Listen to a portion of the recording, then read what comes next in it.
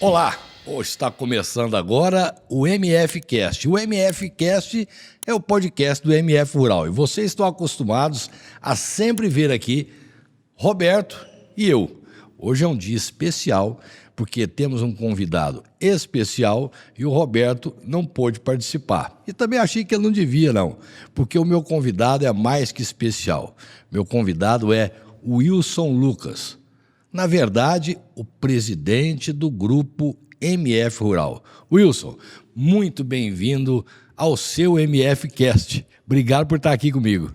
Bom dia, Walter. Bom dia a todos que estão nos assistindo. É um prazer muito grande. Vamos ver o que eu consigo fazer, né, Walter? Eu sou muito difícil de conversar, Walter. Sou um cara emotivo. Cuidado com as perguntas aí para não me tirar do sério. Tirar do sério eu vou, porque nós vamos rir bastante. Eu espero que a gente ria. Bom, eu vou começar conversando com o Wilson a falar, porque sempre quem vem aqui, Wilson, a gente busca a ligação com o agronegócio. Por que está no agronegócio? É porque tem uma história pregressa dentro do agronegócio. Como é que é a sua? De criança você já brincava no agronegócio, vamos dizer assim?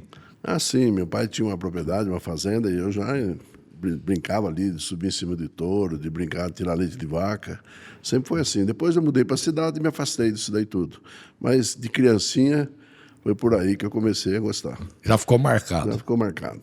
Depois aí, se formando, com 17 anos, eu acabei o científico, que era na época, né? Uhum. E meu pai perdeu o que tinha a fazenda, tudo, e eu tive que me virar. E eu fui para São Paulo. Eu e meu irmão Max fomos para São Paulo trabalhar. E eu tinha um tio que tinha uma editora, adivinha o que eu fui fazer? Vender. Vender livro. Com 17 anos aprender, pus um terninho e tal. Que tipo de livro? De tudo. Naquela época o livro era uma coisa muito importante, né? As pessoas tinham que ter uma biblioteca, né? Tinha que ter. E era uma coisa muito importante. Então foi aí que eu aprendi a andar em São Paulo por um ano. E tá ali fui fazer cursinho também, no Objetivo, na época. Mas pensando o quê? Eu sempre fui muito bom em matemática. Fazer engenharia. Fui para engenharia. Em Campinas, eu tentei. Meu irmão entrou e eu não entrei. Aí meu pai mudou para Botucatu, nessa época, em Rubião Júnior. E eu fui lá. Quando ele mudou, eu fui lá conhecer a cidade. E vi ali a faculdade veterinária. Falei, puxa vida. Eu nem imaginava, na época, que tinha um curso de medicina veterinária, né? E aí, adorei aquilo. Eu prestei concurso ali e já entrei no outro ano. Então você foi para a veterinária mais por conveniência do que por aptidão? Conveniência. Se meu pai não tivesse mudado para lá, não teria sido veterinário. Você vê, na verdade, a sua, como é que fala assim, a sua vocação é para ficar ou dentro de um lugar, ou pesquisa, ou trabalhar fora do seu métier. Então, tanto faz ser engenharia, como veterinária, como outro qualquer, eu poderia ter me adaptado, né? Uhum. Mas, enfim, foi isso. Fizemos o curso de veterinária. Como é que foi? Quando é que você se formou em veterinário, Wilson? 1974. 74? Na Faculdade de Ciências Médicas e Biológicas de Botucatu. Botucatu. Nós tínhamos 3 faculdades veterinárias na época, 3 ou 4, as grandes capitais, né? E Botucatu era uma delas. Era a mais famosa. Formava-se quantas pessoas, mais ou menos? Você lembra disso? Não era muito, não. Eu lembro que eu era o número 33. O Wilson? Quase o último, né? Teria 35, mais ou menos. 35 pessoas. Quando você saiu, isso aí que é interessante, porque o pessoal forma hoje... aliás, é sempre, a gente forma mais verde do que entrou, né? Achando que já é doutor. Como é que você viu isso? A hora que você foi para o campo, você já sabia o que você queria quando você falou, não, eu vou agora, eu estou com o canudo na mão, o que eu vou fazer da minha vida? Realmente a gente não tem ideia, né? Fica ali tentando em várias coisas. Eu sempre gostei de grandes animais, mas a primeira coisa que me fez, a faculdade me colocou numa clínica de pequenos animais, porque é a parte do estágio, né? Naquela época tinha um estágio vigoroso. Era um ano inteiro, 3 coisas diferentes. Você escolhia pequenos animais, radiologia ou fazendas, gado, né? E eu escolhi, tinha que fazer os 3, né? Então eu foi onde eu aprendi bastante ali a manipulação de remédio, né? Mas quando eu vi a parte de veterinária de grandes animais, aí me apaixonei, né? Aí começamos. Ô Wilson, a relação que tem da época que você era menino, que você andava a cavalo, que você vendia madeira para para as padarias, né? Você vendia eucalipto para a padaria funcionar. A minha turminha pegava junto nós ia pra arrumar dinheiro. Para arrumar dinheiro fazia A gente isso. ia lá cortar no serrote, não era aquele negócio de... Na motosserra, não era no serrote. Derrubava, cortava para vender nas padarias, fazer um dinheirinho para poder fumar, né? Para poder fumar. É muito. Para fazer coisa ruim. Ô, Wilson, mas me fala, dessa época, a relação que você tinha. Pô, agora ajudou muito na relação com as pessoas, porque você acabava se relacionando, né? Vendendo essa madeira, tudo. Você tinha relação já com o comércio, né? Eu acho que uma das coisas muito importantes que me aconteceu, não que eu gostasse disso, foi o fato do meu pai ter perdido o que tinha. Porque né, antes disso era aquele rapazão que punha o shortinho debaixo de uma toalha e ia para o clube nadar à tarde, né? Porque naquela época não tinha piscina nas casas, né? Uhum. E quando meu pai perdeu, eu tive que encarar. E isso foi a grande virtude. Tanto que quando eu me casei, eu falei, dificuldade não é problema não, eu vou ter um monte de filho, porque quanto mais dificuldade, mais eles vão ser fortes, mais eles vão ser... Entendeu? Eu sempre pensei assim. É a necessidade que faz sapo pular. A necessidade que faz sapo pular. Isso é bom. Então eu aprendi muito a relação. Você imagina, né? Fui cobrador e vendedor de livro, né? Isso. Coisa mais difícil de fazer hoje. É o que ninguém quer. É o que você está oferecendo. Porque na verdade, e era uma época diferente, né, Wilson? Não tinha as propagandas que tem hoje. A coisa tinha que ser no tete a tete, né? Era pessoalmente, né? Nem telefone você tinha na época, né? Você tinha que ir uma cabine e pedir horário para telefonar, para alguém marcar com o outro que hora que seria, marcar com, né? E você participou na época, você estava na final da década de 60 em São Paulo? Não. Eu fui na época daquela rolo de 67, 69, ali do Mackenzie, aquela confusão ali dos estudantes. Lembra que teve... Sim, lembro. Saía para a rua, diz o outro, né? Estudante é isso mesmo, né? Acredita que pode mudar o mundo e não está vendo o que está fazendo, né? Sair para a rua também contra o governo, essas coisas. É impressionante. E hoje eu sou o maior defensor da conservacionismo, né? Somos sim. Wilson, bom, 74 você se forma. Formei Copa do Mundo da Alemanha, né? 74, né? E aí? Mas tinha acabado de ser a Copa do Mundo, a melhor Copa do Mundo, 70. Isso é brincadeira. Era na escola. Era especial, né? Na faculdade. E aí você pega e decidiu pelos grandes animais. Isso. Quais foram os primeiros grandes animais que você resolveu trabalhar? Olha, eu fui fazer um estágio em Avaré, na CRIA, Dr. Edmilson Barreto. E ali eu já me apaixonei. Eu falei, não vou fazer o próximo, não. Já vou ver se eu trabalho por aqui mesmo, né? E eu comecei Aí sugeri a eles que viessem montar em Marília essa CRIA, Centro Regional de Disseminação Artificial. E aqui eu com meu amigo Marconi acabamos ficando aqui em Marília e eu dava assistência, já comecei antes de formar, já estava indo para dar assistência. Antes de formar, você já buscou isso? Já busquei. E em que tipo de... Só cavalo, como é que era? Não, no começo eu tive mais facilidade com cavalo, com equinos. Porque eu peguei uma fazenda que mexia com equinos, aí peguei outra, aí vai passando o seu nome, né? Mas eu mexia com bovinos também, bovinos de corte. Tá. Então, mas eu comecei a me especializar mais em equinos. Mas daí eu percebi que equinos é uma coisa assim, muito subjetiva. Os valores, é como o valor de um quadro. Não é pelo que produz, não é pelo que pesa. E quando eu conheci o gado de leite, me despertou. Porque o gado de leite valia quanto produzia de leite, pela beleza do animal, mas era um valor objetivo. Tinha um preço aquilo lá. Tinha um mercado real, né? Mercado real. Então isso me entusiasmou e eu larguei tudo o resto, comecei a mexer com bovinos de corte, né? E leite. E eu fazia muito cruzamento industrial na época que estava começando os cruzamentos industrial e a gente fazia muito. Acabei escolhendo no cruzamento, escolhi o Limousin, uma das raças que eu trabalhei.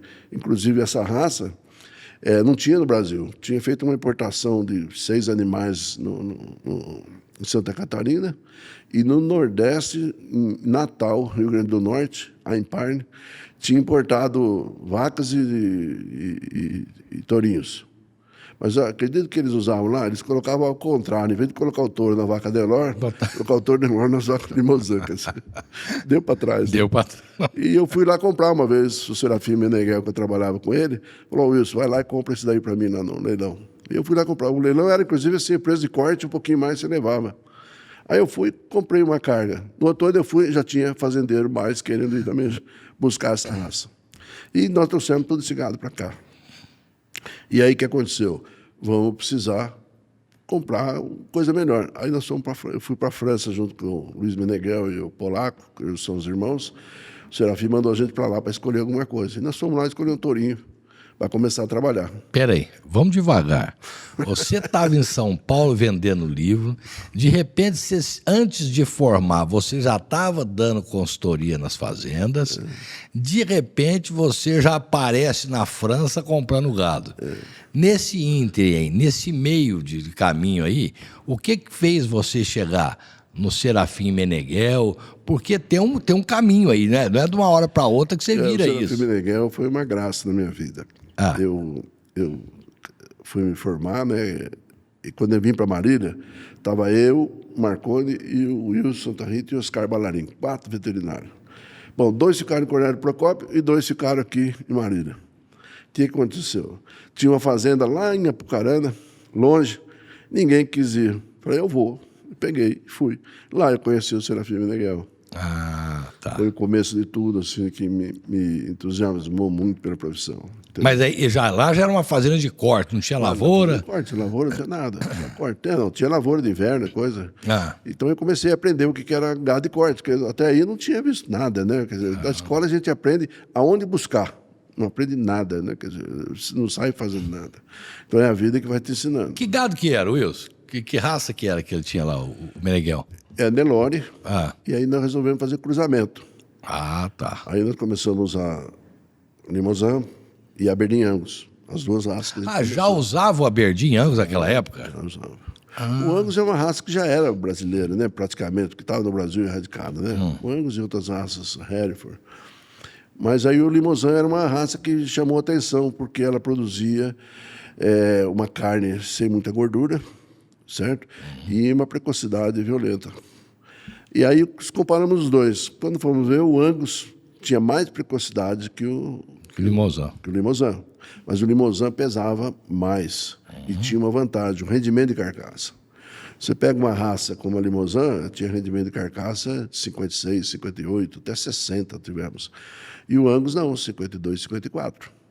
É uma raça que tem mais capacidade digestiva, né? Mais barril, coisa na hora que você limpa, fica menos. Entendeu? Só nessa diferencial aí era violento. E eu comecei a levar nos frigoríficos e matar os bois e demonstrar o que era a raça Limousin. E ela foi pegando. Quer dizer, você fazia naquela época já um abate técnico.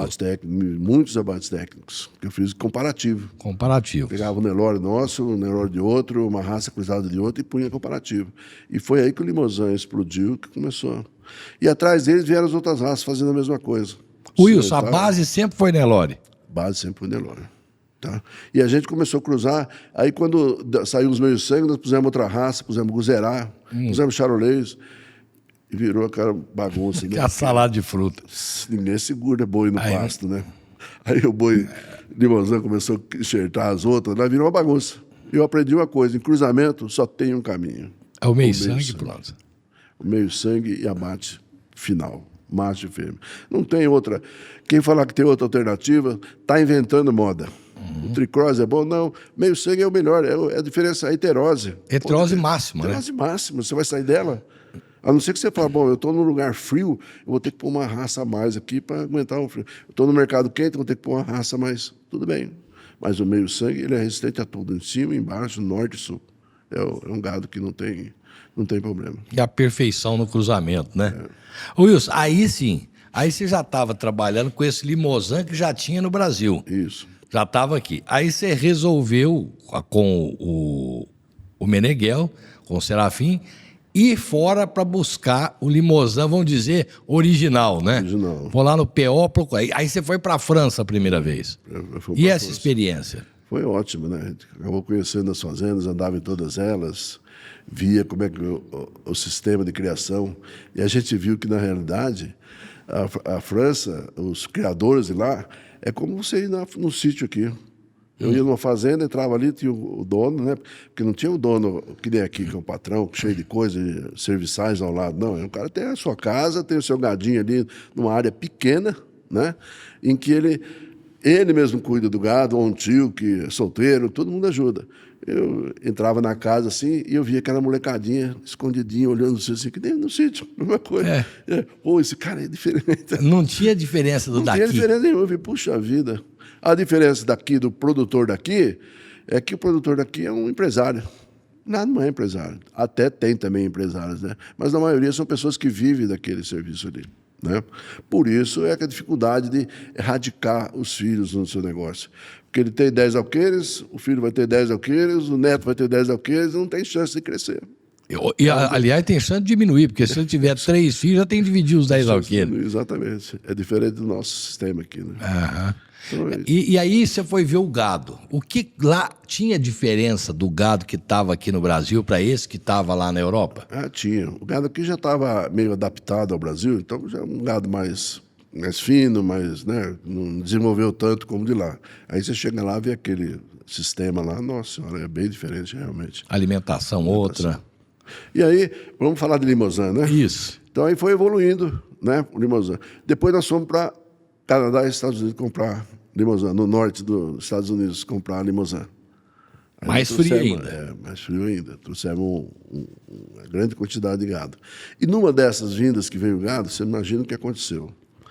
Nós vimos com 80 cabeças vindo lá do Canadá, passando pelo Nordeste, o avião despressurizou. E foi pouco, o piloto achou que dava para ir, não desceu para arrumar, entendeu?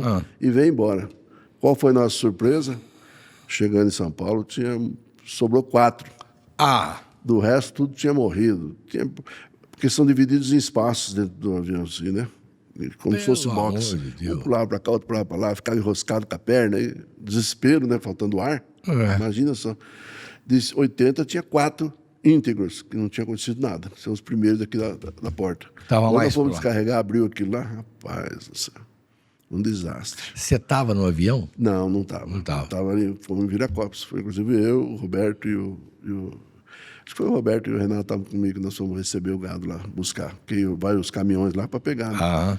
Qual foi a nossa surpresa, cara? Meu pai do céu. Tinha seguro isso tudo? Não? Tinha seguro. Bom, menos mal. Menos mal, mas é uma decepção. O seguro foi acionado depois. Eu não sei quem pegou o dinheiro disso, porque não era meu. Porque é um seguro contra, como é que fala? Lucro cessante. Aquele animal era um animal que eu ia fazer transferência, ia multiplicar, então, nossa. Aí cabe mais coisas do que simplesmente o próprio animal, Foi né? um desastre, impressionante. E pensou, 80 cabeças, 76, dá tudo quebrado, morto para dentro para tirar. Tadinho dos bichos também, o que sofreram, né? Ô Wilson, aí passando essa intempérie aí, foi esses animais que você conseguiu colocar aqui, esses que sobreviveram. E aí, como é que começou esse trabalho com o Limousin? Bom, primeira coisa que nós fizemos foi transferência de embrião. Já estava se fazendo transferência de embrião naquela época. O Jorge, meu amigo, foi lá fazer transferência, nós fizemos junto lá. Nós obtivemos 18 bezerrinhos na primeira coleta. Que maravilha. Eu tenho até essa foto aí, é uma pena que eu não tenho para mostrar para você. 18, tudo enfileiradinho assim, tudo da mesma corzinha, a mesma coisa. Foi a primeira transferência de embrião do Limousin. Usando como receptor a vaca cruzada? Nelore mesmo? Vaca Nelore. Aí, isso é uma coisa interessante para você ver. Às vezes o cara fala que o Nelore dá pouco leite, mas dá leite para o bezerro. Dá leite para o bezerro, é o suficiente. É para sustentar, né? Sustentar. E aí, Wilson, e aí passou a ser referência... O nosso trabalho lá foi realmente violento. A gente ia nos frigoríficos, matava, mostrava.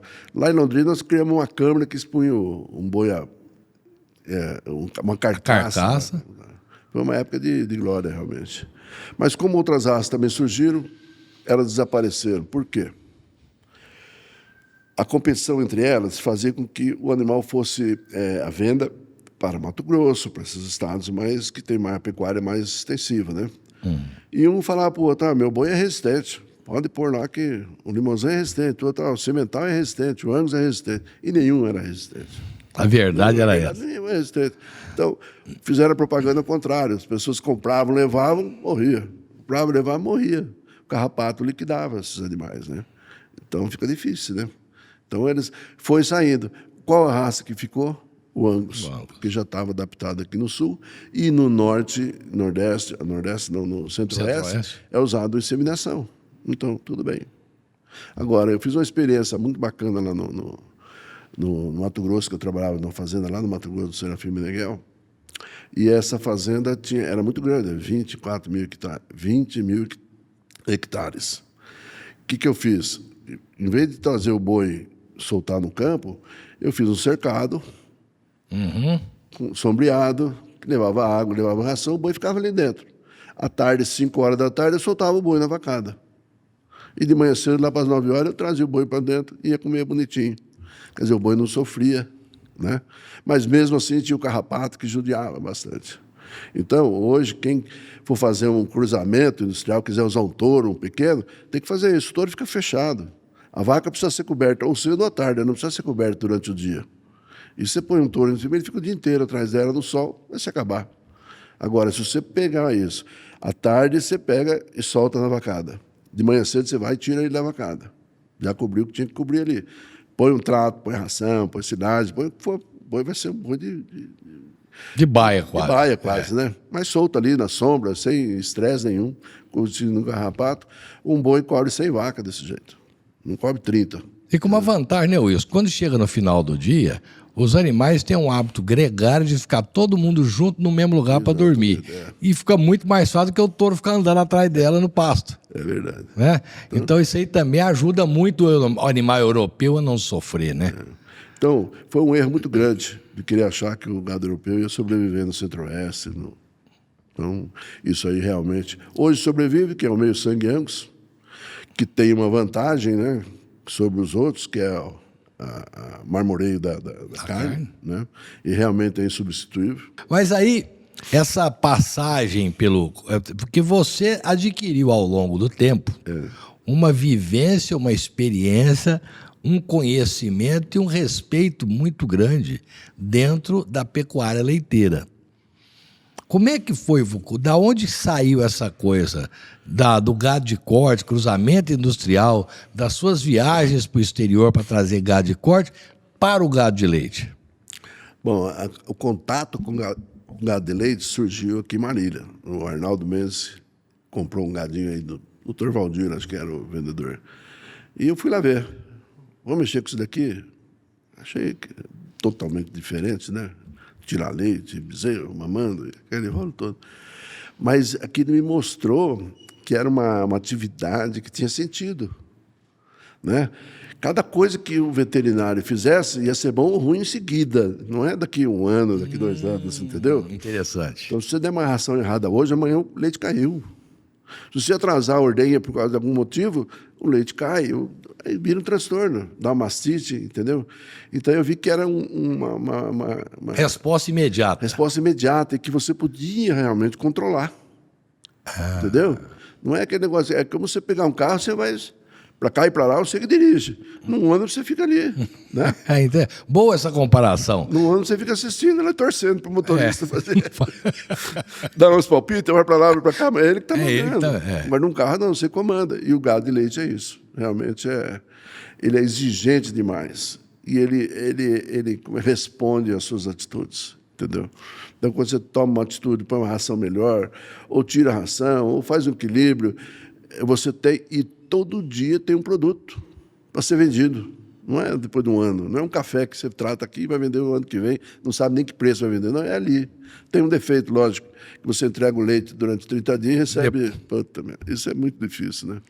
Agora, uma coisa interessante que você falou aí, quer dizer, o gado, do mesmo jeito que ele é exigente para poder produzir, ele responde ao bom trato.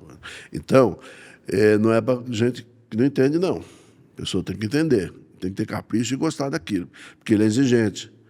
Ele dá leite dia normal, no fim de semana, no feriado, no domingo, não tem conversa. Então você imagina. Isso que eu ia te perguntar agora. Eu vou te interrompendo assim, porque é muito interessante. Você tem uma experiência grande. E tem muita gente que fala, eu vi falar que leite é bom de mexer, vou comprar umas vacas de leite para tocar. O que você fala para essas pessoas, Wilson? Realmente, em pecuária, não existe nada comparado à atividade leiteira. É a melhor. Agora, você fala em grandes extensões, aí é diferente. Agora, numa chácara de 10 alqueires, 2 alqueires, de 50 alqueires, Não tem nada que se equipare ao leite. O ruim aí é sempre o proprietário, que não sabe o que está fazendo, né? Não tem noção do que faz. Agora, se ele entender, não tem nada que dê igual ao leite, entendeu? E mesmo que... E você tem como controlar o resultado, assim, a curto prazo. Então, você tem que ter um número máximo que você pode chegar.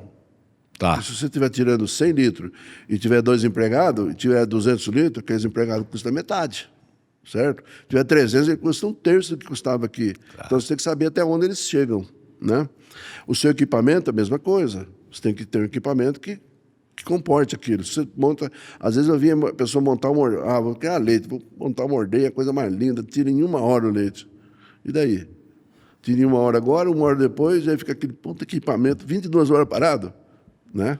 Sem produzir Então, nada. Não se paga. Ele pode ter 3 lotes de vacas, que uma entra agora, tira leite, depois entra outra, depois entra outra. Depois... É direto, entendeu? E a mesma coisa o pessoal, também turnos de pessoas. Então, tem um monte de coisa que é difícil a gente estar aqui dizendo o que eu acho. Mas a atividade leiteira realmente é fantástica. Dá para comparar com o ônibus de novo. O cara compra um ônibus e anda só 2 nele. Não adianta nada, né? Não adianta nada. O que adiantou? Tá outro desse aí. Tem desse tamanho para... Tá lotado. Tem que estar lotado para compensar. Tá. Quando você viaja de carro levando, você vai levando 4, 5. É. Sozinho, é melhor pegar um avião. Exatamente, mais barato.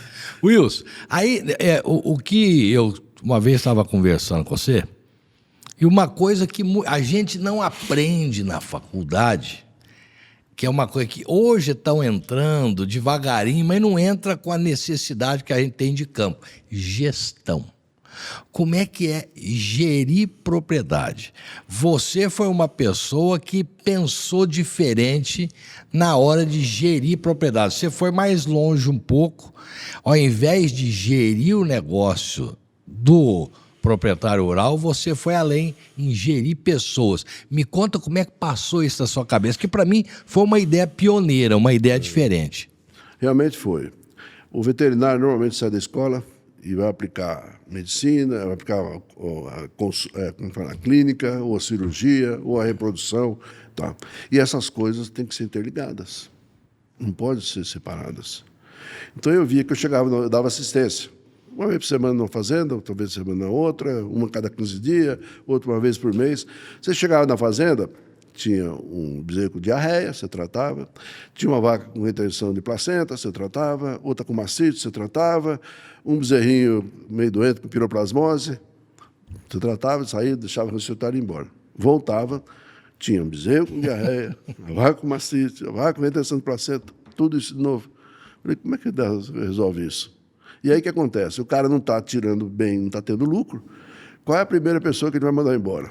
Quem está dando assistência. Quem está dando assistência. Não está resolvendo o meu problema aqui dentro. Eu estou gastando à toa. Meus funcionários que resolvem. Aí eu percebi que se você não tiver o controle de tudo, você não consegue realizar. Então eu parti para um outro negócio. Eu comecei a aprender bastante nutrição. Eu ficava de noite trabalhando, fazendo ração, a mais barata. Porque não é fazer uma ração boa, é a mais barata. Custo-benefício.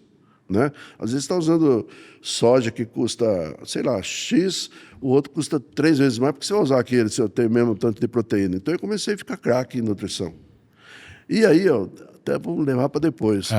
Foi uma coisa que já na minha cabeça foi, poxa, tinha que ter um lugar que a gente de noite pesquisasse se tivesse o preço da soja, do milho, da coisa, para a gente fazer a ração, né?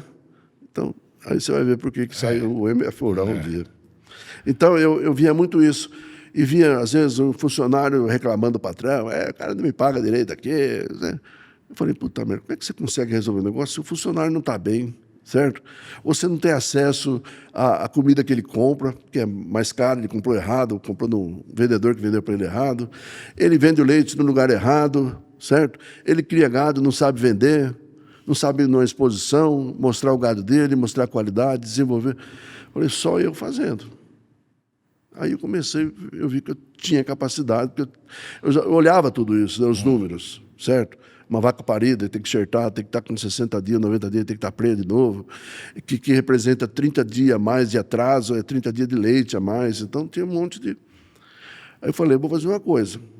Tem 1 ou 2 que eu trabalhava, eu falei assim, vamos fazer o seguinte, não precisa me pagar, eu vou trabalhar aqui, e do que eu der, vocês me dão 10%.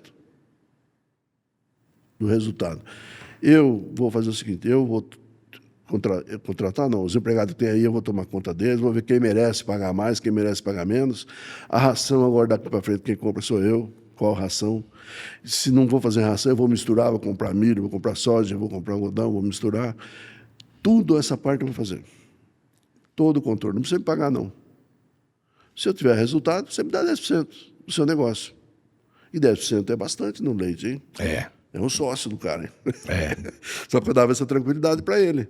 Claro. Eu tinha até um rapaz que ia comigo, que ele fazia toda a escrita, marcando as notas fiscais, tal. Chegava no fim do mês, eu entregava para ele, ó, tá aqui o seu resultado.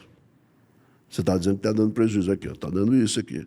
Porque eu tinha tudo que tinha gasto, quanto gastou com o empregado, quanto gastou de leite, quanto é a receita do leite. Então eu entregava para ele um controle. Ele não podia mexer. Deixava eu fazer. Primeiro deixava eu fazer para ver que merda ia virar. Que merda ia virar. E lembrando que naquela época não tinha computador, laptop. Computador, tudo na mão, cara. Tudo na mão. Eu lembro que não tem como você tirar leite e não controlar a vaca diariamente. Você pode controlar cada mês. Isso é falácia. Porque a vaca, quando ela tem um problema, a primeira coisa que acontece, o que é? Cai o leite. Cai o leite. Ela nem está mancando ainda, mas o leite já caiu, porque ela está sentindo dor. Entendeu? Então, se você controla o leite, uma variação que tiver, você já sabe que aconteceu alguma coisa. Ou machucou, ou um cio, ou um estresse qualquer, alguma coisa tem. Aí você pega, bom, marcou uma vez, não deu, na segunda vez, voltou, tudo bem, não era alguma. Foi uma oscilação. Caiu mais, sabe? Aqui está o problema. Essa vaca tem problema, tem que olhar. Então, eu fazia os meus funcionários marcar, cada um tinha uma caderneta, tinha o número das vacas dele, era o funcionário que ele punha teteiro, né? E ele tinha que marcar o leite cedo, medir de tarde, lá. E eles, mas não é possível, tem que marcar leite de vaca. E ele lutando, marcava leite. Todo mundo marcava leite. E acostumaram tanto com aquilo, que um dia eu cheguei, era 4 horas da tarde, que era o horário da ordenha, estava parado, 4h15 parado. Mas o que está acontecendo? Eu não tenho caneta aqui, não. Não come... É verdade, isso no centro do Marconato. Por causa da caneta. Eu não tinha caneta para fazer, como é que ia começar a tirar leite? Ia marcar onde? Uma puta... Olha que coisa. Mostrando que está dando resultado o negócio. Você está levando a sério. E eu tinha uma funcionária ali que marcava o leite tudo para mim. Eu não precisava olhar as vacas. Nessa época, eu tinha acho que umas 12 fazendas que eu dava assistência. Eu não precisava olhar as vacas. Eu chegava e olhava aquela relação. Todas as vacas, ninguém caiu leite. Tchau. Estou indo embora. Alguma coisa está precisando? Agora, cai o leite, anota essas 3 vacas, quero saber à tarde, me liga. Então, eu tomava conta de 12 fazendas desse jeito. Entendeu? 12 fazendas. 12 fazendas que eu tomava conta. E a responsabilidade... Na região de Marília. E essa época, a região de Marília, era a região mais leiteira que tinha no estado de São Paulo.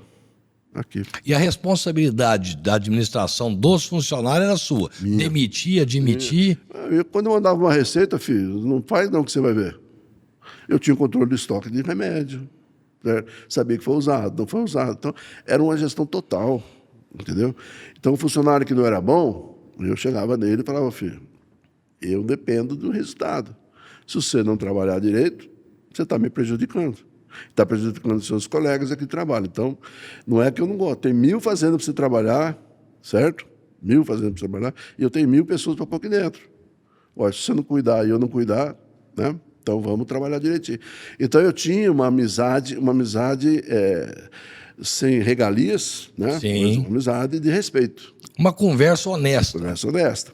Eu reunia com eles, conversava, tratava, então eles me conheciam, eu conhecia eles, sabia da família deles, então era uma integração realmente muito legal. Então, Wilson, hoje, isso seria... Porque, por incrível que pareça, a gente viaja para todo lado e eu continuo não vendo profissionais preocupados com a gestão do negócio do assistido dele. Esse seria ainda um diferencial a ser feito? Seria. É você ser um consultor lá dentro, né? Como uma empresa que você vai saber onde é que está errado, onde é que está certo e ali aplicar as regras. Se um veterinário fizer isso, ele não tem erro. Ele é o responsável pelo faturamento e pela existência da atividade. Se ele sair, o cara está ferrado. Entendeu? Então, a importância que tem antes, você era o primeiro a ser mandado embora. Aí não. Você é o responsável pelo que está acontecendo. Cara. Desde que você saiba fazer, lógico, né? Claro, você não vai se meter a fazer uma coisa que você não sabe. Estude bastante, leia bastante, passe horas atrás do... E quando você gosta daquilo que você faz, falar que você está fazendo fora de hora é sacrifício, é nada. Eu falo, eu nunca trabalhei na minha vida, né? Eu sempre me diverti com as vacas, de ter resultados, aplicar. Aí é uma satisfação, né, Wilson? Se você olhar, no outro dia tá aquela vaca produzindo bem, tudo isso é uma realização. Isso melhorou. Exatamente. E às vezes fazia uma coisa, não via a hora de levantar para ir lá aplicar aquilo. Então, isso é um... Você trabalha? Trabalha nada. Aí o cara fala, você não gosta de pescar? Eu falei, não, pescar, mas... Prefiro tomar... Cavalinho. Eu prefiro tomar leite na caneca. Eu lembro que eu era menino, naquela época, Wilson, o vovô tirava leite, era um sacrifício. Na década de 60, começo da década de 70, o leite, a vaca boa, dava 4, 5 litros. Por aí mesmo. Era um sacrifício. Você tirava uma jarrinha de leite de uma vaca, era uma festa. Mas o leite era bom, melhor do que o de hoje. Era bom. Que era um leite de fibra, né? Leite de pasto. Isso, só de mais pasto. Gordura, mais... Era só passar aguar. E a gente ia com a canequinha e falava pro meu avô, quero com escuma. Não era espuma, não. Era com escuma. Botava a canequinha, tirava de leite do peito, tomava e eu tô vivo. Eu já levava um conhaque e um açúcarzinho, fica uma delícia. Nossa Senhora. Aquele leite quente, assim, com conhaque e açúcar. Quem não fez, experimente fazer um dia. Você vê e fala... Já tem uma referência, ó, que conhaque. coisa gostosa. Um pouquinho de conhaque, lógico, né? E o açúcar. Você vai e joga o leite em cima dele, assim. Fica uma delícia. Quem não fez, faça. Faça. Então, é uma receita diferente. Ô Wilson, por que você não pensou naquela época, falou, eu preciso expandir esse negócio de assistência técnica com gestão de empresa e pessoal? Como é que você não pensou numa coisa dentro do leite? Fala, não, agora eu vou fazer um negócio grande e expandir isso. Não foi uma ideia que passou por sua cabeça? Não, olha, na verdade, eu quis fazer uma coisa que eu pudesse ter domínio. E nessa época eu fui numa fazenda trabalhar e a pessoa me sugeriu assim, você não quer arrendar aqui não? Porque eu dava assistência para ele. Ele tinha umas 200 vacas. Você não quer arrendar aqui não? Eu falei, arrendo. Põe no jeito que vamos trabalhar. Fiquei uns 2 meses trabalhando arrendado. Um dia ele chegou para mim e disse, você não quer comprar isso aqui, não? Falei, me dá prazo. Eu sempre fui sem juízo, né? Ter 6 filhos, né? Então, eu arrendei. Comprei. Um prazo de 7 anos para pagar. Era um laticínio, ele fazia leite. Na beira de estrada, negócio bom. Certo? E aí ele comprou, ele tinha um gado, que era um gado mestição, tucuraiado, assim, não era um gado especializado. Era um gado bom, mas especializado. Aí o que eu fiz? Comprei nos Estados Unidos gado. Trouxe uma novilhada de lá, um gado bom. Comprei gado aqui, mudei o gado totalmente. Holandês. Holandês. Puro holandês. Na época não existia Girolando, praticamente. Estava começando, vocês viram a história aí do começo aí de Girolando, tudo. Estava começando apenas. Então, o holandês era o que era para fazer. E eu sempre fui muito fanático por holandês. E hoje eu sou pelo Girolando. E não deixo de ser pelo holandês. Mas eu vejo no Girolando um futuro mais brilhante.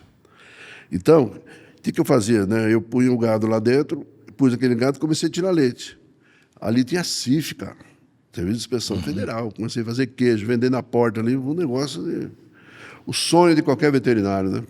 Tirando leite, vendendo ali na beira da coisa. Agregando valor. Cheguei a tirar 6 mil litros de leite ali na beira da estrada. É um negócio violento. Mas aí aconteceu que eu fui investindo muito, não queria nem contar essa parte, mas fui investindo.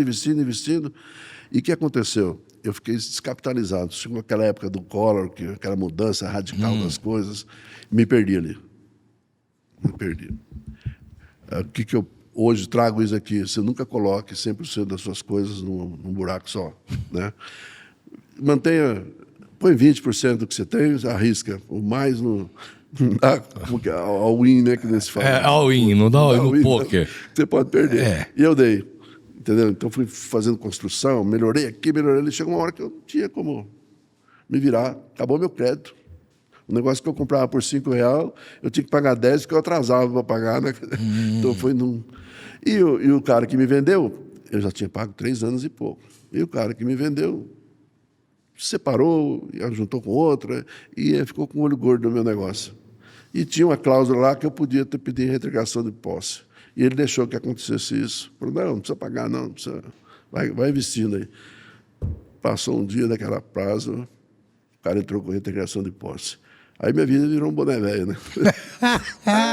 Como é que faz? Não tem dinheiro para pagar? O cara tomou de mim.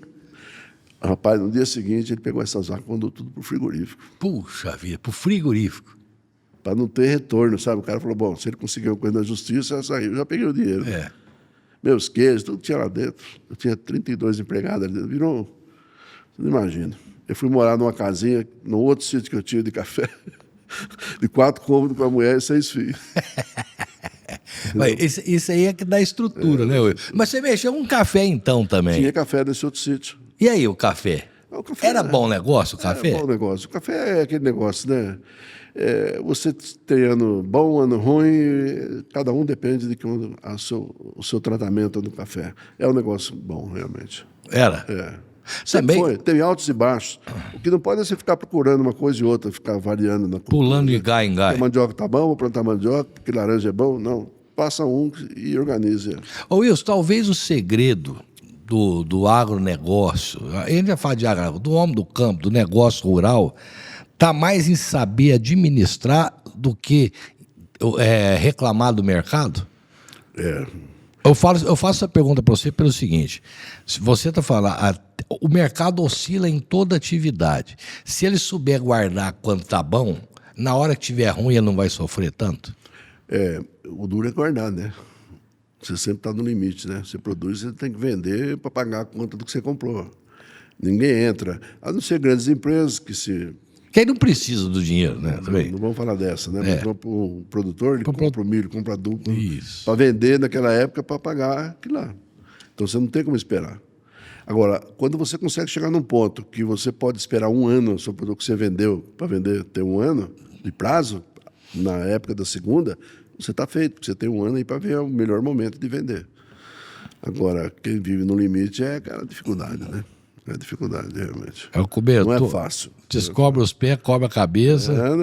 Não é fácil. E você não tem domínio sobre o preço final, né? Commodity você não manda, né? Não manda. Commodity varia bastante. Você tem como estudar o mercado, né? Você saber que, poxa, boi na minha época, hoje já mudou bastante. Boi atingiu o máximo onde? Setembro, outubro. O maior preço da arroba. Onde era o menor preço da arroba? Era maio, junho. Na entrada do frio, que o invernista vendia os boi, porque senão ia mais. Porque não tinha comida, né? Aí quanto que era melhor em setembro, outubro? Quando chegava no limite, acabou o boi mesmo. Aí o preço. Existia uma variação de 30%, 40% todo ano. Quer dizer, então, quando você sabe que existe isso, você trabalha com isso. Eu lembro uma vez que eu fui vender uma boiada, nós tínhamos um confinamento lá no Senhor Meneghel, no Serafim. E eu fui fazer primeiro, marquei tudo, pesei no primeiro mês, o trato não era ideal naquela época, mas 1,3 kg da média boiada. Olha que beleza, 1,3 kg. Mas no segundo mês deu 1 quilo. No terceiro mês ela estava meio gordinha, mas deu 800 gramas. Eu falei, Serafim, vamos vender esse gado aqui, porque é melhor pôr um outro gado no lugar que ele vai ganhar. Esse aqui já está consumindo mais. Aí ele falou para mim, calma, rapaz, calma, vamos vender, mês que vem o preço vai estar bom. O preço, o mês que vem, que ele disse, aumentou 30% o preço da arroba. Que é tudo aquilo que eu quis fazer, eu ia estragar o ganho dele. E ele estava atento no mercado. Eu aprendi que a atividade, a parte econômica é muito mais importante que às vezes você tratar, entendeu? Então o confinamento pode ser, não dá lucro o confinamento, o que você dá para ele, mas faz você chegar num ponto de vender o animal do melhor, entendeu? Quando você põe um boi magro, tem a recuperação dele, quer dizer, mas às vezes a alimentação é o mesmo custo do que ele ganha de preço. Mas você transformou uma arroba que era, vamos supor, 200, foi a 250, entendeu? Você teve um ganho econômico no negócio. Então, é importante você saber. Assim como vender antes, você leva ferro, né? Sim. E aqui de hoje, a crise que nós estamos hoje no gado de cortes, né? Não é fácil, né? Baixou realmente muito. Já teve algumas dessas para trás, mas nenhuma como essa, né? Parece uma coisa realmente difícil. Mas quem é o produtor normal que produz bezerro, certo? Engorda e vende boi gordo, certo? Esse cara, o que importa para ele? O seu Serafim sempre falava para mim, Não importa qual é o preço da arroba. Não importa quantos bezerros eu vou pôr no lugar do boi gordo. Exatamente. É, aí que, É a relação de troca. É a relação de troca. Se eu tiver pondo 2,5, tá bom. 3, melhor ainda. 2 já tá meio... No aperto. Eu não quero nem saber quanto é o preço da arroba. Eu vou fazer um negócio pensando nisso. Uma coisa é... Hoje, por exemplo, dá para poder vender um boi gordo e comprar 3 bezerros. Hoje quase isso. A taxa de troca, aí, a relação de troca está muito boa. Então você está aumentando o patrimônio. E como esse bezerro só vai vir a termo daqui 2 anos, daqui 2 anos e meio, é um tempo talvez suficiente para a arroba melhorar. Exatamente. E a coisa reverter. Então, a conta era de 3 bezerros antigamente. É isso. Era 3 bezerros. Você botava um boi, você tinha 3 bezerros. E aí foi apertando a coisa, né? Tanto apertou o tempo passado que o boi se matava antes com 18 arroba. Era peso de boi para matar. Agora virou 22 arroba. Por quê? Porque um boi de 18 arroba você não trocava nem por 2 bezerros. Então você tinha que levar ele no 22 arroba para trocar por 2 bezerros. Na marra. Né? E você acha que isso é lucro? Não é lucro. Você perdeu de pôr outro boi lá. Agora, você está falando aí. Então, o profissional da área rural, ele tem que entender de técnica para poder melhorar, mas não pode deixar de estar atento ao mercado, né? Se você for um profissional que cuida da clínica, você não vai ter resultado nenhum. Você vai ajudar o cara. Se o cara não for bom na parte comercial, vocês dois fizeram coisa ruim. Agora, você tem, na atividade, veterinário, respeita aquele que vai fazer só isso, ou trabalhar num jockey, é outra coisa, vai dar aula, vai ser o de campo, que se mete a ser veterinário de campo. Se ele não entender de mercado, ele está atrapalhando lá dentro. Ele tem que entender de mercado, quando é que vale, quando é que não faz essa parte de troca, custo de alimento, qual é a época mais barata de milho, qual é a época mais barata de soja. Tem tudo isso. Saber quando comprar, saber quando vender. Eu vou comprar milho na época que acabou a lavoura. Não, eu vou comprar na época que tem entrega de milho bastante. Essa época ele vai estar mais barato. Então eu vou reservar o do ano ali. Soja, a mesma coisa. Cada produto tem seu período de alto e baixo de oferta, né? Oferta maior. Então, se você entender disso, você vai ajudar muito mais. Não adianta você ficar curando, não. Porque se você trabalhar direitinho, você não vai ter doença. Você vai profilaxia, cara. É isso que é importante. Você cuidar bem do animal, fazer um balanceamento certinho das coisas dele, colocar num passo que não deixar passar fome, você não vai ter doença. Você não tem problema. Não adianta você ficar curando um monte de coisa e a coisa acontecendo. Foi o que me tirou disso quando eu era veterinário, na parte de leite, principalmente tem muito problema. Eu percebi que se eu não evitar os problemas, eu estou pagando fogo direto. Apaga aqui, acende ali, entendeu? Então, o grande segredo, ao invés de ser bom para curar, seja melhor para evitar. Para evitar. Profilaxia, nossa profissão é profilaxia. Isso também é na medicina humana, né? Estamos aí. Não é só veterinário, não, né? Hoje eu vejo plano de saúde que dá de graça para quem é do plano de saúde atividades para que ele não fique doente, porque custa mais barato deixar ele saudável do que botar ele doente no hospital. E principalmente em veterinária, que é uma coisa comercial. Ninguém faz por graça, né? Tem que dar dinheiro. Se não der dinheiro, não vai mesmo. Então, se você, veterinário, não entender de mercado, não entender de negócio, você não vai ter sucesso. Realmente, eu penso assim. Wilson, aí nessa questão de gestão de pessoas, e se você não entende de mercado, você não vai ter sucesso, você tinha problema, né? Porque chegava no fim do dia, o Wilson queria fazer a cotação de insumos para compor ração, essas coisas, e não dava tempo. Aí o seu sonho era ter tudo num só lugar? Tudo num só lugar. Tudo num lugar que eu pudesse pesquisar e me desse o resultado, o preço, né? Do mercado físico mesmo. Mercado físico. Mercado físico significa isso. É um mercado que existe quantidade, preço e local, localização, que você tem como basear o frete, basear a distância, tudo isso daí. Isso é mercado físico. Tá? E você perguntou para mim se eu não queria evoluir naquele sistema de gestão. Isso. Eu evoluí para o meu negócio. Tá. Eu fui fazer o meu negócio. Eu fui fazer o leite, vender o leite, vender queijo, quer dizer, eu fui crescimento vertical, entendeu? Mas me atrapalhei. Não fui bom nos negócios. Deixei, é lógico, é erro da gente. Claro. É erro da gente. E ali eu me perdi tudo. Aí o que eu fiz? Fui trabalhar no Mato Grosso. Tomar conta das fazendas Serafim e Miguel. Eram 6 fazendas, chegamos a ter quase 70 mil cabeças. 60 mil cabeças, mais ou menos. Nelore. Nelore. E lá nós começamos, tinha uma fazenda, nós começamos a arrendar a fazenda.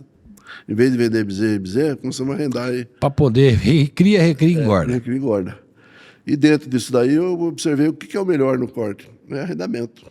Eu, se pudesse arrendar hoje, é difícil, mas arrendamento é uma beleza. Melhor do que comprar terra. Melhor do que você investir na terra. Né? Você investe na terra bem de raiz e daí que é bem de raiz, né? Eu acho que você tem que ganhar lucratividade, né? Não adianta você enterrar tudo, né? Você costuma falar que bem de raiz bom é os dentes, né? Que esse esteja bom, né? E aí você acha que era... acha não, você fez e deu certo, era melhor alugar a terra do que comprar e fazer arrendar a terra, tudo. Arrendar a terra. Você arrendava a terra. A gente arrendava no mínimo, isso junto com o Serafim Meneghel, no mínimo 1.000 hectares, que cabia 1.000 bezerros. Entendeu? Então você tinha um arrendamento ali, você sabia quando ia sair, você já prevenia se desse um proteinado a mais, porque para chegar naquela época de acabar, você poder vender. Não ter, putz, de repente fiquei sem lugar, né? Aham. Então fomos crescendo assim, várias fazendas. E nisso, numa fazenda de arrendada, o que você tem de custo? É a comida dos bichos. É 2 peão, às vezes pai e filho, uma carroça, uns 4, 5 burros, só. E você vai uma vez por mês lá, conta o gado, leva o sal mineral, leva eles para fazer a compra na cidade, acabou. Resolveu o problema. O que ele precisa ter? É sair de carroça cedo, um com a carroça, com o cavalo amarrado atrás e o outro com o cavalo, o companheiro com o cavalo. Chega lá no movimento, fechou o gado ali, o que você faz? Põe o sal mineral, põe a carroça de lado, monta os dois no cavalo e vai ver que está curar um ou outro ali, vai fazer o manejo. Dali vai para outro lugar. E também, como era arrendado, não valia a pena você fazer um retiro, né? Né? E a fazenda arrendada, você tem o custo desse certinho. Quanto custa, você tem a contabilidade exata do que custou aquilo ali. Entendeu? O máximo que você tinha de implemento para ele era um alicatão para consertar a cerca. Um martelo para pregar um prego e uma caixinha de prego. É o que precisava, parafuso. Na fazenda que eu administrava, que era nossa, a fazenda do Sr. Fernando Miguel, tinha cozinheira, tinha mecânico, tinha tratorista, tinha o administrador, tinha o cerqueiro, tinha... Quer dizer, um monte de gente para conservar uma fazenda. Para conservar uma fazenda dele, que era... E na outra não, você tem o custo seu, E ali deu para perceber o quanto que dava de lucro um boi. Que na nossa fazenda porque essa variação, ela pode ser pequena, mas num volume grande faz diferença, né, Wilson? Faz diferença. Numa fazenda arrendada, você tem o lucro de 1 a 1,5 arroba. Pode ser que alguém inventou alguma coisa nova, mas é mais ou menos isso, 1 a 1,5 arroba. Você tem o custo total, você tem o empregado, o arrendamento, a comida, tudo vem de fora, nada é de dentro. Então você tinha 1 arroba e meia. Então você imagina alguém com 100 bezerros, qual o lucro dele no ano? Nenhum, né? Então você tem que ter de 1.000 para cima. O arrendamento é bom aí, entendeu? Volume. Né? Volume. Então o gado de corte precisa de volume. O gado de leite, hoje, está precisando de volume, mas ele aceita o volume do seu tamanho, entendeu? No gado de leite, pode ser você, sua mulher tirar leite, 5 vacas, tudo bem, né? Mas você vai ter 5 vacas Nelore, você vai morrer de fome. Para subsistência, o leite é mais sustentador, né? Ele sustenta o dia a dia, a comida, entendeu? Agora, o gado de corte, não. O gado de corte é para grandes empresas, né, que podem fazer grandes volumes, né? Como é a lavoura, né? Não adianta, eu falo... Hoje em dia tudo está virando isso, né? Tudo isso. Volume. Eu acho que vai chegar num ponto assim, Wilson. Ou vai ser grande demais, ou vai ser pequeno. Está acontecendo isso. Já. Porque o meio do caminho não tem mais jeito, acontecendo. Né? Porque o do meio é o pior. O meio é o pior. Ele não tem como investir mais para chegar no grande... E não vai trabalhar lá. De pessoas para trabalhar lá. Ele não vai botar a cara dele para trabalhar. Isso já era assim, né? Só que hoje nós estamos com a visão disso. Né? Exatamente. Hoje é fácil enxergar isso, né? Antes tinha muita poesia, né? Na fazenda bonita. Hoje não, ela tem que dar dinheiro. Hoje é um negócio, tem que ser uma empresa, né? E por ser uma empresa, Wilson, ela acaba tendo uma função... que é a do veterinário. Nós voltamos nesse assunto que eu acho que é muito legal, que é a gestão, mas acaba tendo uma necessidade de outras empresas, que foi o caso do MF Rural que você criou. Você criou justamente pela necessidade que você tinha na administração dessas fazendas. Eu preciso encontrar tudo num lugar só e, obviamente, não era só você, né? Tinha mais gente precisando disso. Daí veio essa loucura, porque todo mundo que eu conversei, que te conhecia na época, falou, o Wilson estava louco. O Wilson chegou para mim, o Wilson queria fazer um negócio, ele não tinha como fazer, veio me chamar para parceiro, eu falei para ele, você tá doido, Wilson? Você largar o que você tem para mexer com internet, esse negócio não funciona. E aí a loucura do Wilson, como é que foi? Bom, nessa época que eu perdi o laticínio, que eu tive que sair de lá, quer dizer, pus a família numa casa e fui para o Mato Grosso. Fui com o seu Serafim Meneghel, fui trabalhar com ele, administrar todas as fazendas dele. Foi nessa época que a gente fazia arrendamento, tá? Então eu vivia Mato Grosso do Sul e Mato Grosso. Mas me sobrava um tempo para ficar viajando de cá para lá, ficar pensando besteira, né? E foi aonde eu falei, puxa vida, aquele negócio que eu estava querendo, podia montar aquilo lá, meus filhos estão se formando, certo? Eu sempre fui um agregador de querer a família sempre muito perto, né? E falei com eles, vamos montar um negócio assim na internet. Naquela época, em 94, eu fui para os Estados Unidos, Canadá, né? E vi uma empresa não, um local onde não é como aqui a exposição era Marília, Mauru, e ia se mudando. Era um local onde tinha várias empresas ali que a pessoa podia procurar se informar ali, entendeu? Várias empresas de trator, várias empresas de adubo, várias empresas de... Eu falei, que negócio legal, né? Em 94, antes, voltando um pouquinho então, em 94, em 92 eu fiz a última importação que eu vi isso, em 94 eu falei, pô, vamos montar esse negócio no Brasil, né?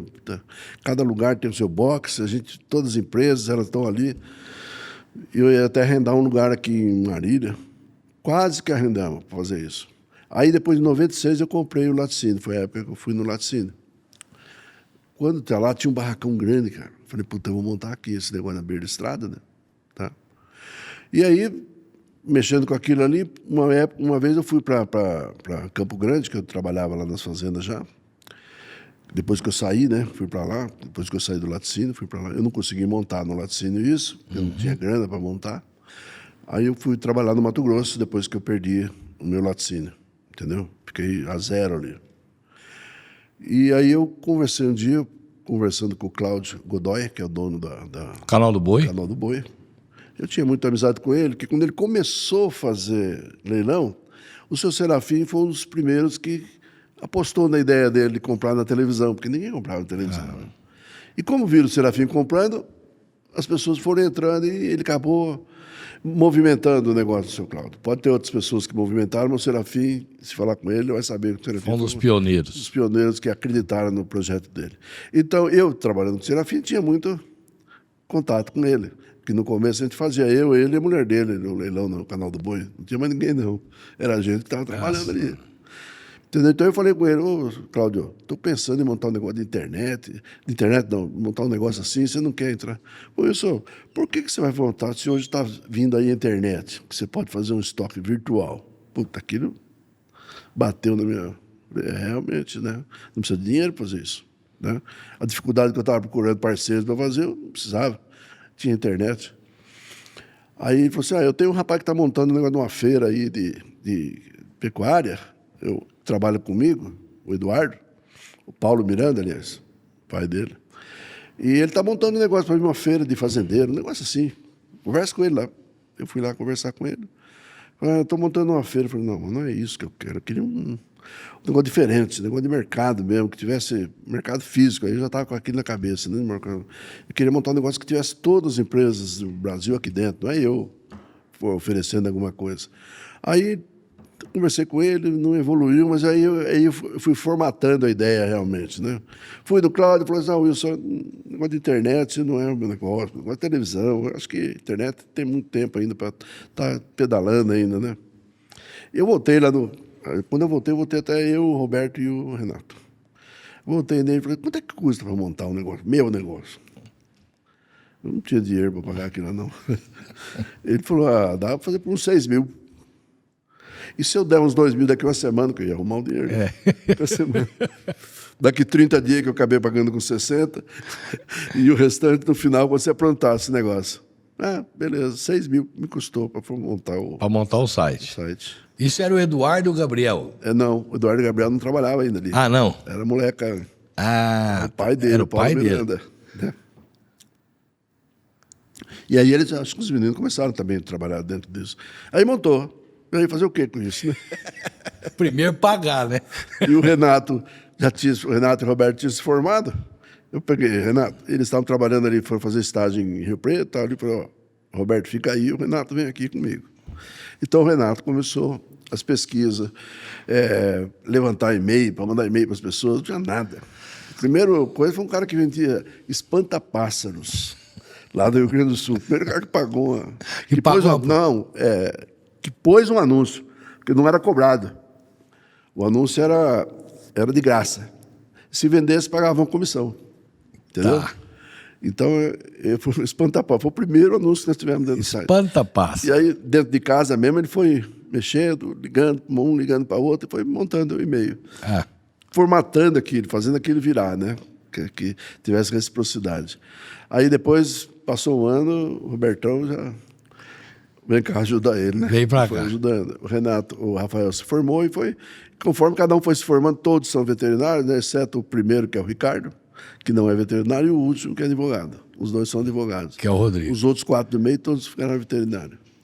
E vieram trabalhar comigo no site, entendeu? Renato, e cada um foi dando a sua colaboração. Quer dizer, o que é a minha virtude? Foi a ideia. Porque se não fosse eles... Mas tem que nascer de algum lugar e ter a sustentação de outro, né? Mas a ideia básica, muita gente achava que era loucura, né, Wilson?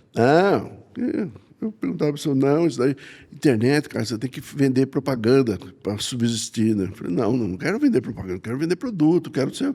Eu sempre pensei em ser uma coisa que hoje se fala muito, você ser útil, né? Você criar alguma coisa que as pessoas precisam. E elas precisavam de um local onde elas entrassem e tinha informação. Não era especulação. Era uma informação direta, entendeu? E assim foi indo. E o pessoal foi vendo que isso funcionava, entendeu? Não era negócio de você entrar numa cotação, pegar um jornal, pegar o preço, não. Ligava para um, ligava para outro, não. Ali eu queria ter informação de todos. Eu queria ver 50 pessoas vendendo milho. Claro. Que o milho pode estar mais barato lá, mas é mais longe. Então eu estou mais perto desse aqui, vou comprar desse aqui. Entendeu? É mais caro, mas eu ganho no frete. Eu ganho no frete. Quer dizer, a pessoa tivesse condições de sentar numa mesa e analisar o que comprar. Entendeu? Ô Wilson, essa maneira de pensar que você teve, que no final hoje é quase que um slogan do MF Rural, que é promover encontro entre comprador e vendedor, é uma coisa que muita gente não soube aproveitar, e sempre que abre um negócio para o agronegócio, ele está abrindo... É uma oportunidade de eu ganhar dinheiro com o agronegócio. Isso é uma coisa, nunca tivemos isso. Como é que é isso na sua cabeça? Eu tenho que ganhar dinheiro com ele. A gente sempre pensou, nunca pensei nisso. Eu era responsável, né, para não pensar nisso, né, que tem que ganhar dinheiro, né? E sempre foi dar solução nas coisas que fossem acontecendo. Primeiro da gestão de fazenda, para dar resultado, né, sem cobrar, quer dizer, eu ganharia do lucro que eu desse, e ali é a mesma coisa, entendeu? Sempre isso. E eu sempre eduquei meus filhos nesse pensamento. Né? Você tem que ter um cara de palavra. O que você falar é certo.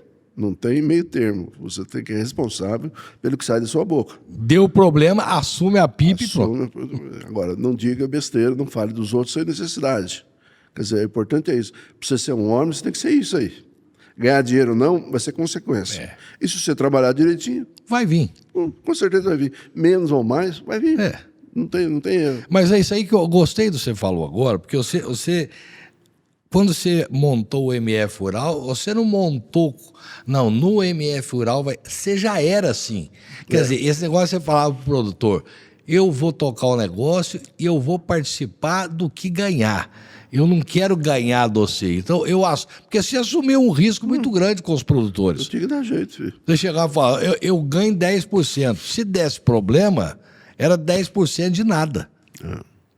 E um prejuízo danado, porque você investiu se eu desse, o cara tirava 1.000 litros, se eu fizesse ele tirar 2.000 litros com o manejo melhor, uma criação melhor, ele tivesse venda de gado, eu ganhava 10% dos 2 mil. É bastante.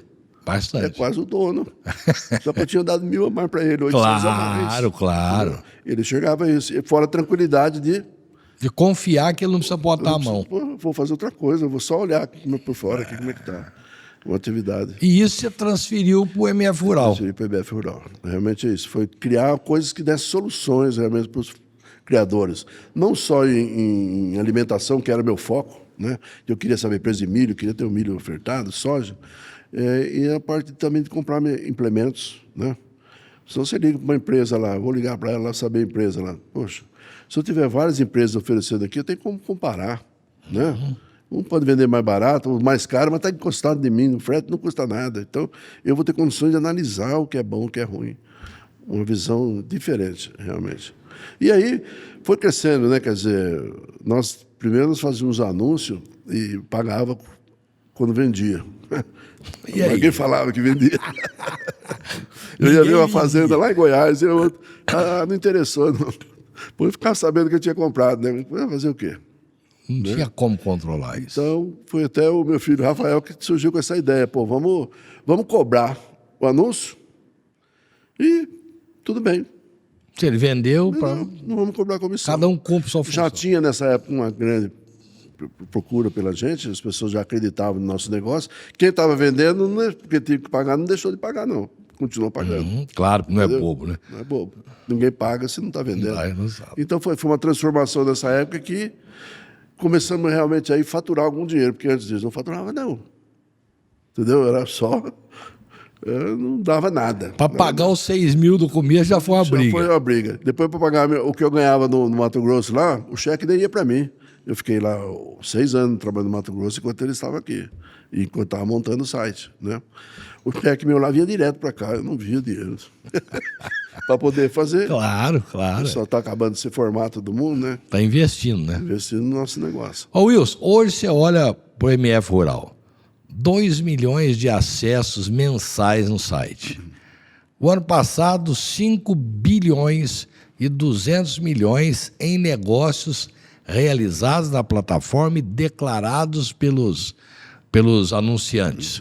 Saber, até hoje tem muita gente... Explicar isso daí, né? Que a gente vendia, e como a gente não cobrava comissão, no ano passado a gente pediu para as pessoas que saíssem, que vendessem, declarassem, vendia fazenda, vendia arroz, vendia não sei o quê. Então ele fosse declarando, e isso aí foi uma somatória. Chegou no fim do ano, nós fomos somar, nós nos assustamos. Vendeu 5 bilhões. Eu não peguei nada desse dinheiro. Mas eu vendi isso dentro da minha plataforma. E esse ano já estamos com quase 4 milhões. Já vai superar bilhões, os... não é milhões. Bilhões. Eu estava falando, mas você não fatura nada disso? Não faturo. Você vê como que é a cabeça da gente. Lógico que eu devia me preocupar com isso, mas quem sabe não seria o que é hoje o site. Não seria o que é hoje e é um degrau para ser subido a mais. O grande negócio seu da sua vida é que você está sempre escalando. Sempre tem como você subir um degrau. E não pular daqui para o último, porque senão você cai rápido demais, né? É aquele negócio, a gente aprendeu, vai aprendendo, sempre procurei, mas vai aprendendo, reforçando que toda a empresa sua, o seu negócio tem que ser escalável. Escalável, não escalável. Escalável, quer dizer, você tem como aumentar ele e crescer. Senão você chega, abre uma porta aqui, vou vender um produto aqui dentro de uma porta, o meu limite é o quê? As pessoas que passam na minha frente, não é eu que faço esse limite, é as pessoas que estão ali. Né? Agora, se eu montar um monte de outras empresas, né, você está escalando o seu negócio com o mesmo trabalho. E aí, dentro desses 2 milhões de visitas, dentro desse faturamento, não faturamento, mas proporção de negócio que vai aumentando, ainda teve mais empresas que foram criadas dentro do grupo que faz com que hoje seja um ecossistema de agro. Leilão, empresa de logística, agência de publicidade, banco, tudo. O MF Rural tem para onde ir ainda, Wilson? Cresce mais? Tem muito, né? Nós somos poucos para conseguir fazer o que ele tem. Porque quando você fala assim de todos os produtos, tem gente que tem um site de trator e vive do site de trator. Tem gente que tem um site de caminhão e vive do site de caminhão. Nós temos tudo, 26 produtos, que poderia ser um site cada um. 26 categorias. 26 categorias, poderia ser um site cada um. Certo? E a gente, às vezes, chegou até aqui, às vezes não consegue pedala para conseguir, né? E nós criamos há 10 anos atrás, acho que 10 anos atrás, um leilão. Leilão. Um leilão. Então, o primeiro leilão que teve, inclusive, foi o Rafael que fez um leilão de trator de implemento. Não deu certo. Não deu certo. Mas depois eu falei, quando eu voltei lá do Mato Grosso, eu voltei de lá, o site começou em 2004, certo? Eu voltei de lá, acho que em 2008. Já estava consolidado. Falei, bom, vou largar o meu trabalho aqui e vou pegar esse negócio, que esse negócio vai virar. Aí eu vim mesmo para cá, junto com eles, entendeu? Porque até então eu estava no Mato Grosso, dando algumas coordenadas e eles evoluindo na parte técnica, né? Tá? E aí eu peguei firme, aí nós montamos a parte de leilão. Poxa, se eu tenho esse monte de gente entrando aqui dentro, né? Quem é agricultor também é pecuarista, quem é pecuarista também é agricultor. Vamos fazer negócio de leilão. E eu, de leilão, eu entendia bastante, porque eu sempre participei muito nas fazendas que eu trabalhava, eu que levava o gado para leilão, eu que levava para exposição, eu puxava, eu que ali para juiz. Então, eu fazia toda essa parte. Eu sempre fiz completo, certo? Eu trabalhava na fazenda, cuidava da cirurgia, cuidava da reprodução, levava na exposição e eu puxava o gado. Até uma vez eu fui campeão em São Paulo, um juiz americano me deu como melhor puxador de gado. Fui campeão com o gado que eu levei lá, o melhor gado. Aliás, dentro do nosso cenário, como vocês veem aí, dentro do nosso cenário, na nossa mesa, vocês estão vendo aqui 2 latõezinhos de leite, que foram premiações suas. Então está compondo o nosso cenário aqui, premiação do Wilson.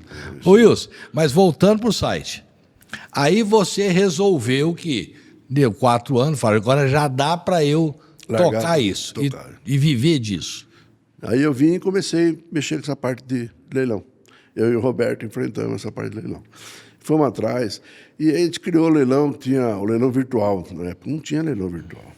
Bom, quando eu comecei o site, não existia internet em 94, quando eu pensei, certo? Em 99, quando surgiu a internet, o que nós tínhamos? Nem Google existia. O Google foi existir em 2002, eu acho que é uma coisa assim, né?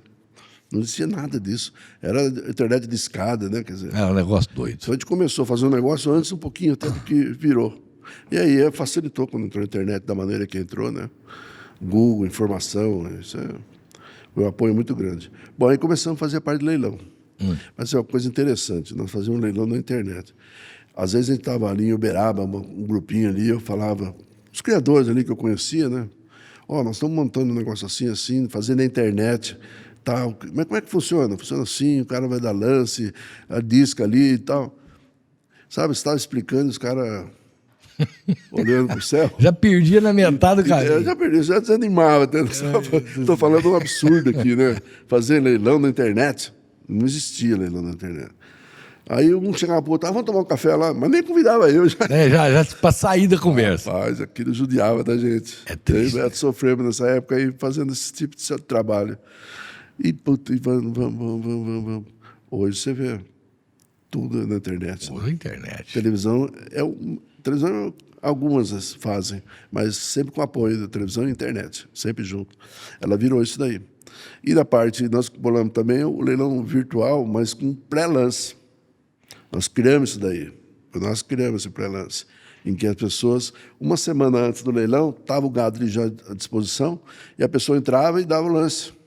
Mas para dar o lance, ela tinha que ser cadastrada. Aí a gente ligava para a pessoa, para saber onde é que ele cria, onde é que ele compra, onde é que é a fazenda dele, qual é o tamanho da fazenda dele, onde é a casa dele. Não é só vender o produto, não é só né? Vender, é uma leiloeira diferente. É uma leiloeira diferente, que acompanha o vendedor até o final. Ô Wilson, isso são benesses, são benefícios, são consequências do trabalho bem feito do MF Rural. Exatamente. Quer dizer, nascem coisas de uma mesma árvore, nascem frutos, porque essa árvore foi muito bem adubada, foi muito bem feita. Então, nada mais é do que consequência de um trabalho bem feito.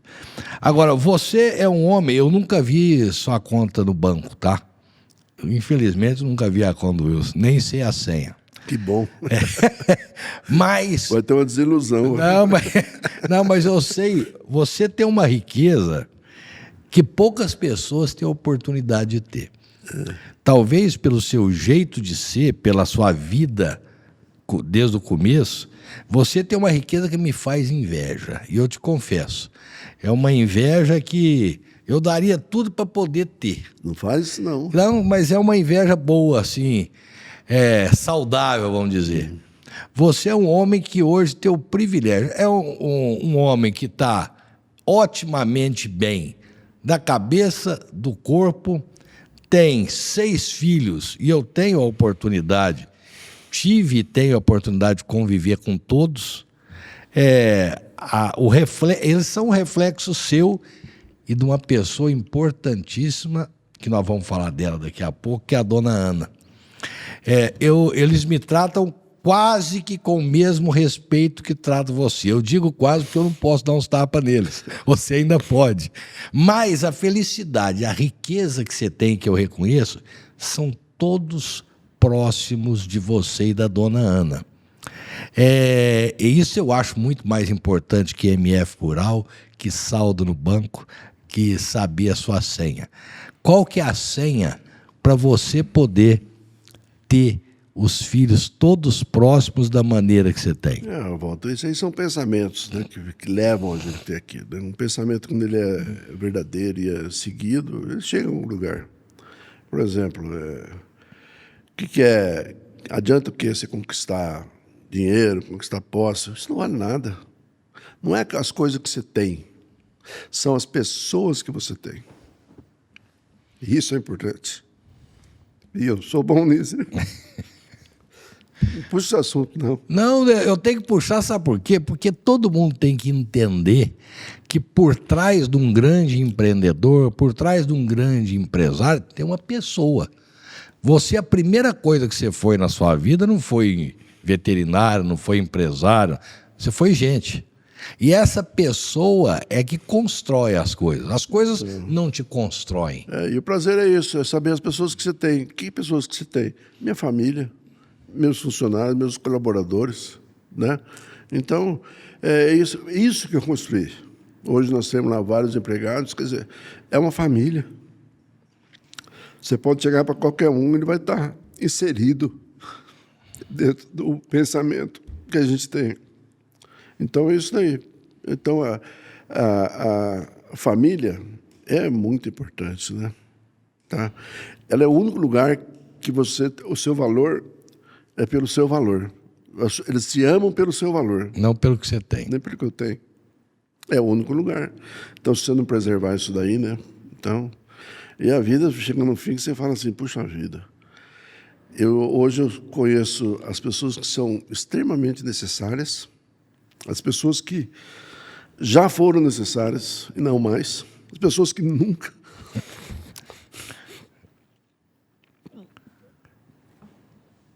Não se preocupe com E isso. as pessoas que sempre vão estar, né? Sempre vão ser necessárias.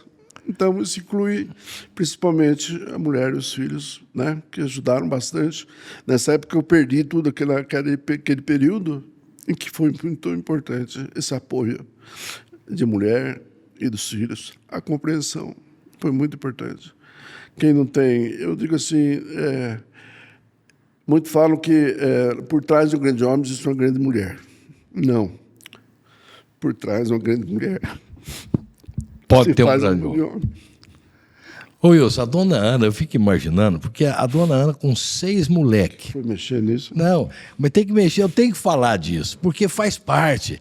A dona Ana com 6 moleques, devia ser uma tristeza, aquela molecada correndo para lá e para cá e dando um trabalho danado. Eu acho que você fugiu pro Mato Grosso. E deixou falar, agora que eu vou firmar meu casamento, se ela der conta, a mulher é essa. Realmente ela deu conta. Realmente ela foi o momento que eu tive que me afastar, ficou tudo na mão dela, né? Quer dizer, eu dava o suporte, né, para que isso pudesse ser também. Claro, claro. Se você não trabalhar, você deixa todo mundo passando fome, não vai dar certo. Não vai adiantar, não ia adiantar nada. Mas realmente nós somos sempre muito assim divididos. Responsabilidade de homem, responsabilidade de mulher. Cada um tem que fazer o seu da melhor forma. E palpitar também pode, mas claro, a última palavra é daquela, né? Do meu negócio eu que dou a última palavra, e da cozinha, na casa, é ela que dá, né? Desse jeito. Mas o patrimônio maior seu foi ela que cuidou, né? Foi ela que cuidou do patrimônio dos meus filhos. Que hoje são 6 filhos, 9 São 6 netos. filhos, 9 netos. 9 E a netos. gente se reúne a todos os domingos. Ontem mesmo nós se reunimos. Você imagina, 9 mais 6, 15. mais eu e a Ana, 17, Mais mulher dos meninos. mais 5, Mais 6. mais 6 são. Então, é uma família grande, realmente. Então, eu dou muito valor para isso. E é aquele negócio, a gente teve pessoas, como eu falei antes, que foram muito importantes na vida, outras que foram e não são mais, que mudou a vida. E aquele negócio, né? Quer dizer, baseado em Deus. Isso é a coisa mais Como é que foi a religião nesse tempo de dificuldade sua? O que foi onde Deus aí? Realmente, Deus é isso, né? Deus é vida, Ele deu a vida para a gente, quer dizer, e dá liberdade para a gente fazer o que quiser, né? Então, se você souber aproveitar o que acontece, de repente você perdeu isso porque tinha abrido uma janela lá, melhor. E se hoje eu estivesse lá, estava tirando leite ainda, né? Quem sabe eu estou melhor hoje. Eu também tiro leite, mas tenho MF Rural com meus filhos juntos. Quer dizer, então, Deus provém tudo isso de você. Se você tiver Deus na sua vida, no seu casamento, na criação dos seus filhos, você vai ter tudo em ordem. Eu falo assim, Deus ele dá para a gente como se fosse uma área, essa mesa aqui, ó.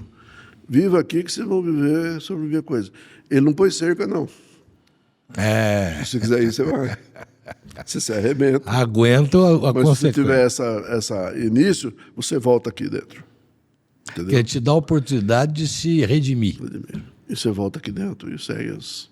É a segurança. Esse é o meu Deus. É o seu amigo, né? É um ser supremo, mas pode tornar seu amigo, né? Você consegue ter vivência com ele. Isso é a coisa mais importante que tem. Você poder chegar para o seu Deus interior e falar assim, olha, me ajuda aqui que eu não estou dando conta, não. E eu aprendi que Deus não te livra de tudo, não. Mas Ele te dá força para você reagir Para poder a passar. todos os maus. É Ele que te dá força. Se não tiver Ele, você não tem força, não. Você se perde. Então é muito importante isso. A religião sustenta muito isso. religião sustenta. A fé. Eu não digo nem a religião, é acreditar É acreditar. que você tem uma força maior que pode te ajudar. A religião é que leva a ter fé, a orar, fazer essas coisas, né? Mas a fé realmente é o que importa, né? Acreditar nisso tudo. Né? De vez em quando, botar o joelho no chão e rezar por uma coisa funciona. Funciona. Opa, nesses momentos difíceis, filho. Você imagina eu perder tudo aquilo que eu tinha aqui e ficar morando numa casa que tinha 4 cômodos com 6 filhos, né? Que era meu sítio lá de café. Foi um período que não vi mulher reclamando, não vi filho reclamando. Então você se sente obrigado a se virar. Foi onde eu fui para o Mato Grosso. Me virar para fazer que voltasse aqui. Mas é isso aí. O que você mudaria hoje se você tivesse que mudar para poder chegar aqui com mais facilidade? Eu não sei se teria vantagem alguma ter mais facilidade, porque eu acho que a dificuldade é que me forjou, entendeu? A dificuldade que me fez ser o que eu sou hoje. Uma pessoa equilibrada, que não se pensa, não se leva por coisas que não têm valor. Então, eu acho que a facilidade, a dificuldade é que me forjou. Realmente, eu não seria o mesmo se não tivesse passado por todas as dificuldades que eu tive. É impressionante. A gente não deseja mal para filho nenhum. Mas, às vezes, se deixar ele sofrer um pouco... Precisa fazer um calinho. Fazer um carinho, aprender que aqui é errado, ali é errado, é muito importante. Eu não dou moleza para meus filhos muito, não. Tá? Eu acho que, para eles serem fortes, eles têm que saber que existe dificuldade, que eles vão passar a dificuldade, mas têm que estar preparados e ter a Deus na vida deles para recuperar. Então, aquele negócio que se fala que frustrar é bom para poder dar mais dureza para o cerne ficar melhor. Eu acho. É importante. Já falaram aqui, alguém que veio aqui. O Lucas Siqueira. O Lucas Siqueira falou isso e condenaram ele.